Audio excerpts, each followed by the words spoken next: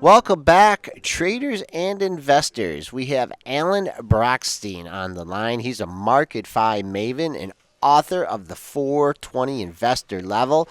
For those of you who don't know, it's a cannabis financial analyst. Alan is a cannabis financial analyst trying to navigate this tricky sector. Alan, how are you doing today? I'm doing okay. I think I was on last night. I said finally Friday. I can say finally the end of August or the end of the summer. It's been So, tough for the sector. yeah, I was just gonna go to that, and how, I mean, August has traditionally been a tough month for the market. Not so much the case with the broad market this year, but the marijuana sector. What's going on with it this month? Well, I think it's just continuing the same things from earlier, which is we got off to too good of a start earlier this year. People got very excited. I think it was right to get excited, but we had an overreaction earlier in the year. Remember, the stocks went up about sevenfold. I don't think you have too many people coming on talking about 7x moves across the sector, but it happened. And it's just been, I'd say, the biggest issue that happened besides the overvaluation was the SEC came in, and actually we've been very lucky on that front. There's been one SEC action since June 6th. And what was that in? It's a Canadian company, Ross and Hill. No, I don't even remember the name of it. Golden Hill. I don't. Some little company. It was a Canadian company based in Nevada. Stock had run up a bunch, and they halted it, and now it's down a bunch. But I don't think people even cared about that one. Okay, let's start with the best in breed here. GW Pharmaceuticals had that jaunt over 100, break down to 80. That 80 is just acting as major support here. But really, since mid July, you've kind of been trading the range here between 80 and let's call it 90, 95 and change. What's going to get this thing to break out or break down? It's that stock has had a heck of a run. Remember, it was about $9 for several months from May until about August of last year, and it took off. So 10 bagger for a lot of people, and I think it's going to have a tough time getting through 100 the rest of the year. As a matter of fact, I was just talking about they just filled that gap. If you look at the chart, there was a gap that was left Nice. behind. Yep. Got filled. I think that was kind of a ring the bell. They're going to be at three conferences in September. Big brokerage conferences. I just don't know what they're going to have new to say there. What people really want to see is an update on the data from their Epidiolex studies that they're doing, and I don't think that's going to come. They said by year end is the way they made it sound. So And that's for that epilepsy, right? correct for childhood epilepsy, and I don't know. It's kind of an interesting thing. That company is going to need rescheduling. I would imagine marijuana is just as dangerous as cocaine, according to the DEA. So it's Schedule 1 right now, and so that's going to be an issue. So the FDA seems to be trying to push the DEA that way, but the real issue, I think, is going to be there's a company, INSY. I don't consider it a cannabis company. I consider it the antichrist of cannabis investing, but INSY has made synthetic THC for a while, and they're working on synthetic CBD, and I don't see the analysts really talking about this that much.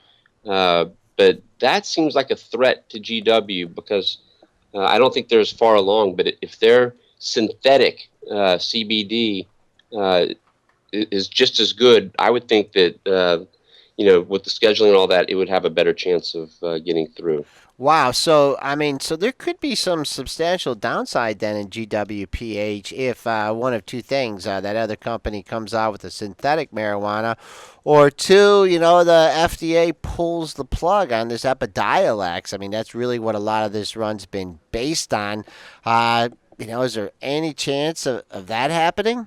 I think those are low probability events. This company has done a tremendous job, and that would be. You're right. The run up has been due to Epidiolex, but there's a lot more going on at this company than just that. But I'd say these are things the market's going to have to contend with. It'll raise questions and probably keep a lid on the stock for a while. Is kind of the way I'm looking at it. But it's been a heck of a move since that Morgan Stanley upgrade shot it off of the low 40s all the way up to Yep, I 112. remember that, and Kramer decided to hop on it that Exactly. day as well. That was a double whammy. Let's take a look at Creative Edge Nutrition here. We've been talking about our little sisters over there in Canada getting involved in the marijuana sector. Supposedly, this company's the one that will be the supplier. I guess they've been wrapping up operations. Got kind of dormant here at 40-50 cent level, but we got a pop over the last few days to 80 cents. What was that attributed to? I'm sorry, which one are you talking about? FITX. It's not FIT. at 80 cents. Might Uh, have the wrong symbol in there. it popped to 80 cents. 8 cents, I meant. Oh, there you go. So I was Sorry. wondering for a You're second, like, 80 sell, cents. Wow. sell. Do you know how many people would be like jumping for joy right now? I hope it gets to 80 cents. So the story there has been one of huge doubt. I mean, you guys are right there. You know that factory exists, but for whatever reason, there's been a lot of skepticism about the ability of them to actually get the license. So that whole Canada theme remains one of the better themes in the whole industry because you have a nationally legal program. It's just getting started.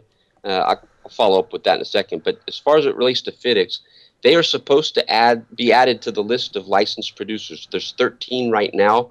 There were 14, but one guy got kicked off for low quality. So there's 13 now. Creative Edge and I believe another one are supposed to be added very soon.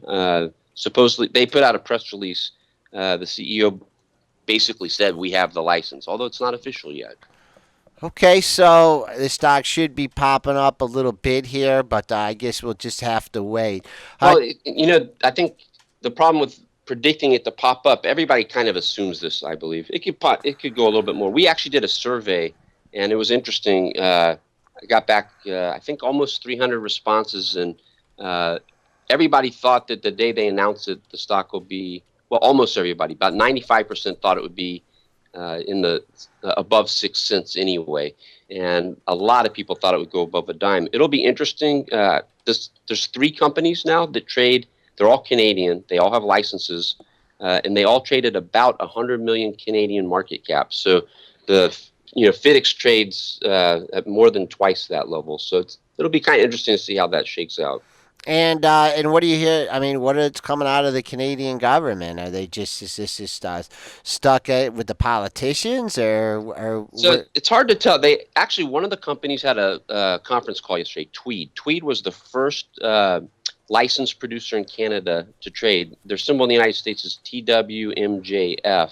It doesn't trade. It trades gray market there, so that's not really an exchange traded or even OTC traded. The real symbol is TWD in Canada. I don't know if you guys look at Canadian stocks, but on the conference call yesterday, I was trying to. I actually got to ask a question. I was asking them about because they just got a second factory approved. It's a whole nother story, but it's very hard to tell what's going on with Health Canada. But I thought they had a pretty good read, which was that Health Canada was very worried about having enough producers when the program rolled out in April. And since they had that, now they're most concerned about quality. So they're kind of slow to let the companies out and want to make sure that the ones that are in there are getting started. They don't want to see. I think there's a political risk to Canada if they approve these marijuana producers and then they start to get patients and then they shut them down. Then those people have to go through the paperwork again and find new suppliers. So they're really trying to ease into the system, I guess is the best way to say it. Okay, and other stocks that are on the radar here. I mean, we could talk about the ones that have come out of the halts, or what else? What else do you have on your Well, buy? those And aren't really good to talk about, sadly. okay, When you go to the gray market, you're pretty much washed up, and you need a Hail Mary to get out of there. We've talked about that before, so unfortunately, that's just the way it is right now. Whether you deserve to be there or not, the market's not going to care about you. There have been 12, I think, halts this year, suspensions this year, and it has not been pretty for any of them. So I'd say the market focus right now, these Canadian stocks were pretty hot last week, earlier this week. Bedrocan Do you guys have Canadian symbols or no? No, I don't. I mean, I Oh, have the okay. FedEx, but that Well, traded. no, that's a U.S. company. Yeah, So, yeah. well, Organogram, we'll be talking about that the next time I'm on. I bet they Okay. will have an OTC listing. Uh, uh, they have a five. They have a listing now, but it's not exchange listed yet. And that's an interesting one. It's a pure play. Any American will be able to buy that stock and actually invest in a marijuana company, a real marijuana company. That's all they do. They make marijuana. So that'll be kind of interesting to have that option. Obviously, FedEx would be that option as well. Uh, the Although they don't have that license yet, hopefully it was supposed to be by month end, so hopefully by Sunday.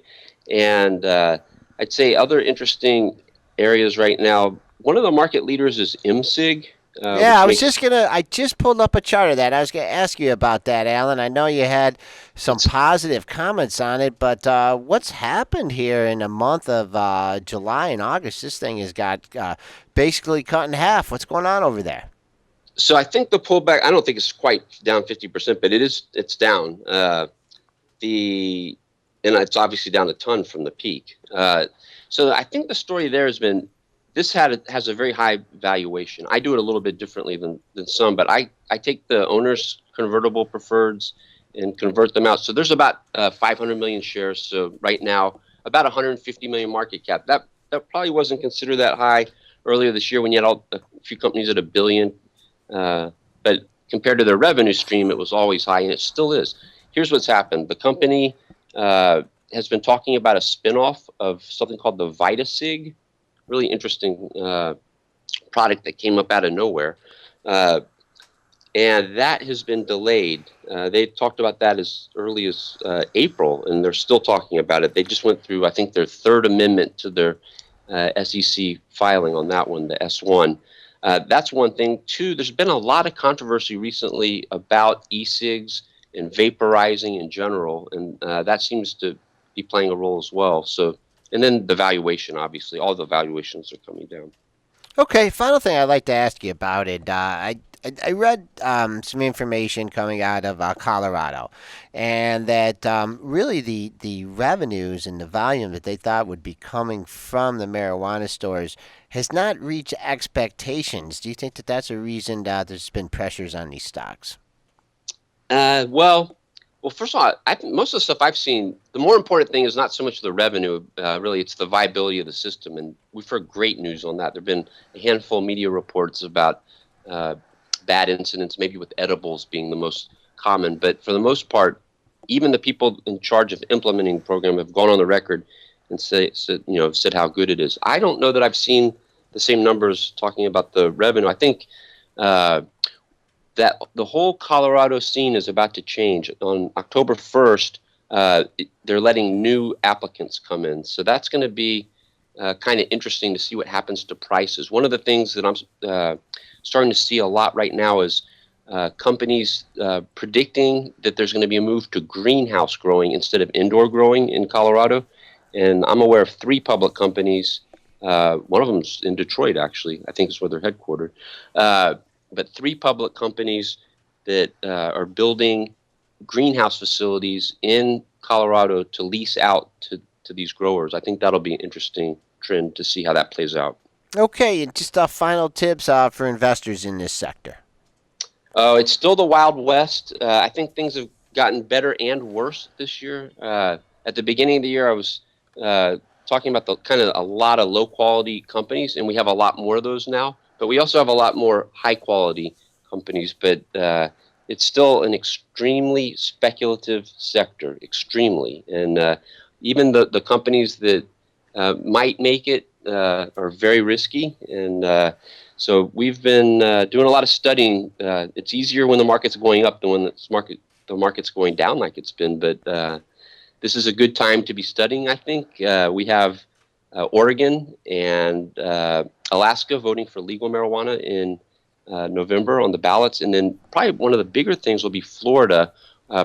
Amendment 2 for medical marijuana would be the first Deep South state to adopt a broad program. So I think it's a great time to be looking at the market, but if you get in, be careful. It's wild, wild west. And it's a great time to take a look at Marketfy Maven Alan Brochstein investor letter, the 420 investor, covering the marijuana sector. Through its good and its bad, Alan, we really appreciate you coming on the show today, giving us insights into this sector, and we hope to have you on again. Beyond, hopefully with better news next time. Y'all have a good Labor Day. Okay, you too.